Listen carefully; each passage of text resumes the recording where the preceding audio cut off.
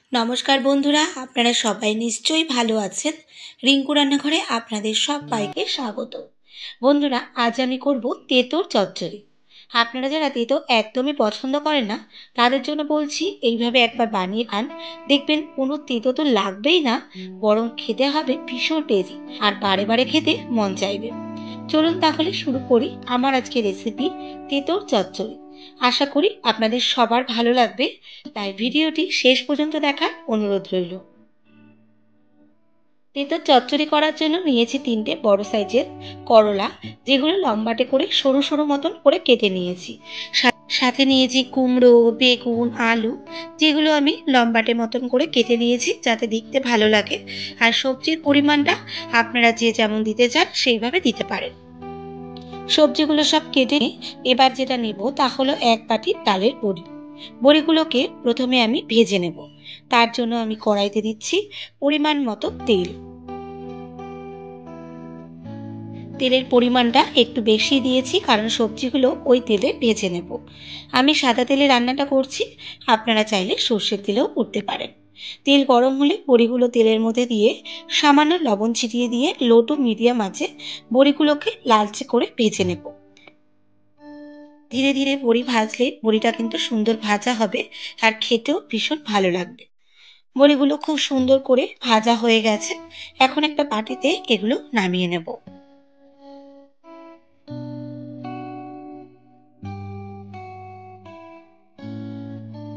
এবার ওই তেলের মধ্যেই আমি করলাগুলো ভেজে নেব।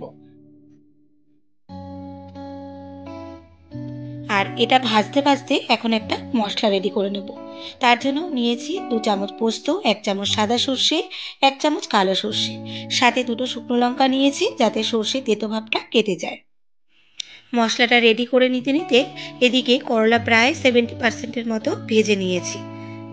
এখন এগুলো নামিয়ে নিচ্ছি।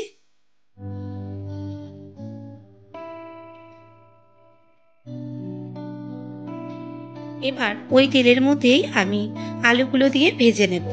যেহেতু আলু সেদ্ধ হতে একটু সময় নেয়, তাই আলুগুলো 2-4 বার নাড়াচাড়া করে ভেজে নেব।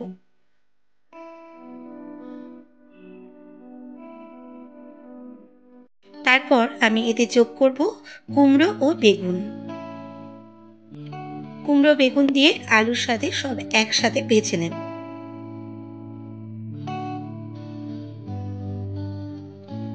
এগুলো প্রায় 70%-এর মতো ভেজে নিয়ে এখন নামিয়ে নিচ্ছি। বন্ধুরা, সবজিগুলো ভাজার সময় আমি কিন্তু কোনো লবণ ব্যবহার করিনি, লবণটা পরে দেব। এবার ওই তেলের মধ্যেই ফোড়নে দিচ্ছি হাফ চা চামচ কালো জিরে। ফোড়ন থেকে গন্ধ ছড়ালে 1 চামচ হলুদ সামান্য জলে গুলে ফোড়নের উপর ঢেলে দিচ্ছি।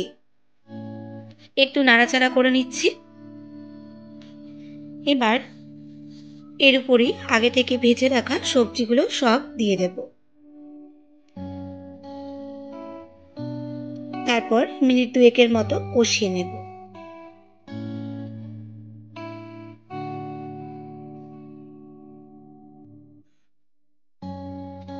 সবজিগুলো কষানোর সময় এতে দিচ্ছি স্বাদ মতো লবণ। বন্ধুরা, আপনারা যদি সব সবজিগুলো আলাদা আলাদা না ভেজে অল্প তেলে করতে চান, সেক্ষেত্রে প্রথমে ফোড়ন দিয়ে সব সবজিগুলো দিয়ে 2 মিনিট ভেজে তারপর অল্প জল দিয়ে ঢেকে সবজিগুলো সেদ্ধ করে তবে রান্নাটা করতে পারেন। তবে আমি বলবো, এইভাবে যেভাবে আমি করছি এইভাবে আপনারা করলে এতে কিন্তু টেস্টটা বেশি হবে। সবজিগুলো 2 মিনিটের মতো কষিয়ে নিয়েছি। এখন এতে যোগ করেছি আগে থেকে বেটে রাখা সর্ষে পোস্ত। তারপর মশলাটার সাথে ভালোভাবে মিশিয়ে নেব, আর লো ফ্লেমে ধীরে ধীরে রান্নাটা করব। কারণ এতে আমি কোনো জল যোগ করব না, তাই ধীরে ধীরে লো ফ্লেমে রান্নাটা করতে হবে। এই মশলাটার সাথে সবজি যখন কষা হয়ে যাবে তখন এর থেকে তেল ছাড়া শুরু করবে।